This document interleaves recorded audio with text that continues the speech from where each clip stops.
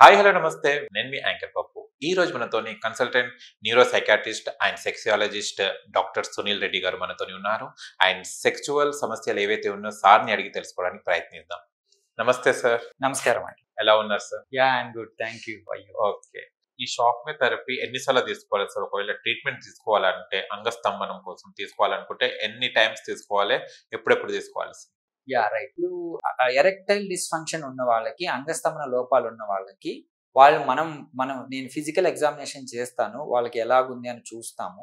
చూసిన తర్వాత రక్త పరీక్షలు కూడా చేయాల్సి వస్తుంది. అంటే మగతత్వానికి సంబంధించిన హార్మోన్స్ ఉంటాయి కదా, అవి ఎన్ని పాలలో ఉన్నాయి, కరెక్ట్గా ఉన్నాయా లేదా చూసుకుంటాము.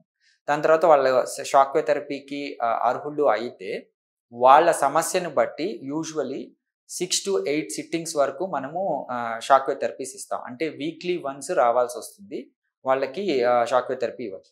కానీ కొంతమంది మ్యారేజ్ ఇంకా 1 monthలో ఉంది, 2 monthsలో ఉంది, ఇలాగ ఇబ్బంది పడుతూ ఉంటారు.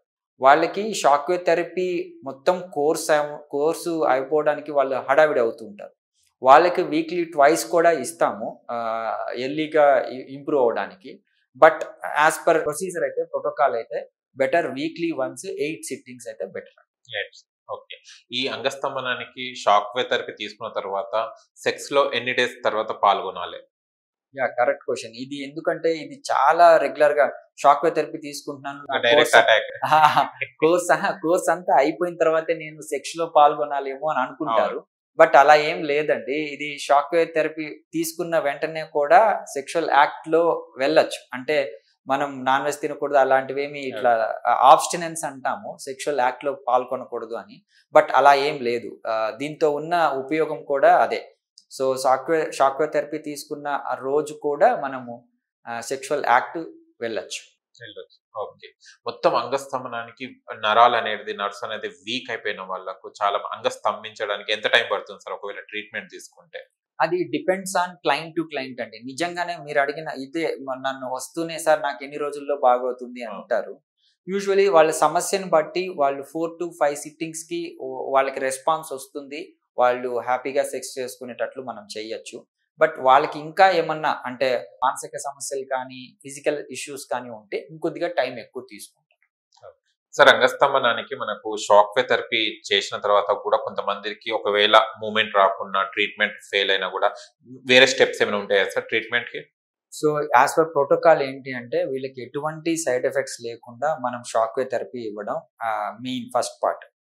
సో ఇందులో ఏంటి అంటే కొంతమంది అంటే 80% ఆఫ్ ఎరెక్టైల్ డిస్ఫంక్షన్స్ కరెక్ట్ అయిపోతాయి ఈ షాక్ వే థెరపీ. కానీ కొంతమంది వాళ్ళ ఎస్టిమేషన్ తగ్గట్టు రాకపోవడం అనేది కొన్ని చూస్తుంటాం.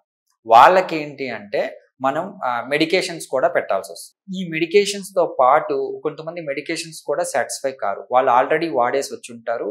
మనం ఈ షాక్ వే థెరపీ ద్వారా కొద్ది గొప్ప వాళ్ళకి రెస్పాన్స్ వస్తుంది. But they need more. So వాళ్ళకి కొంతమందికి మనం పీ షాట్స్ సజెస్ట్ చేస్తాం. వాళ్ళ ఏజ్ని బట్టి, వాళ్ళ యాక్టివిటీని బట్టి, వాళ్ళ సెక్షువల్ యాక్ట్ ఎంత రెగ్యులర్గా ఉంటుందో దాన్ని బట్టి మనం పీ షాట్స్ అంటాం. పీ షాట్స్ అంటే అంగానికి ఇంజెక్షన్స్ ఇవ్వటం. అంటే మన రక్తం తీసే దాన్ని సెంట్రిఫ్యూజ్ చేసుకొనేసి మనం దాంట్లో ఇంజెక్షన్స్ ఇస్తాం. దాన్ని పీ షాట్స్ అంటాం. సో కొంతమంది పీ షాట్స్ కూడా రెస్పాన్స్ కారు. లైక్ చాలా కాలంగా వాళ్ళకి అంగస్తంభన లోపాలు ఉండటం వల్ల వెంటనే రెస్పాండ్ కారు. వాళ్ళకి మనం పెన్నియల్ ఇంప్లాంట్స్, అంటే వీళ్ళకి ఇంకా అంగం స్తంభించడం లేదు అన్నప్పుడు అంగంలో ఒక పైప్ లాంటిది పెట్టడం జరుగుతుంది.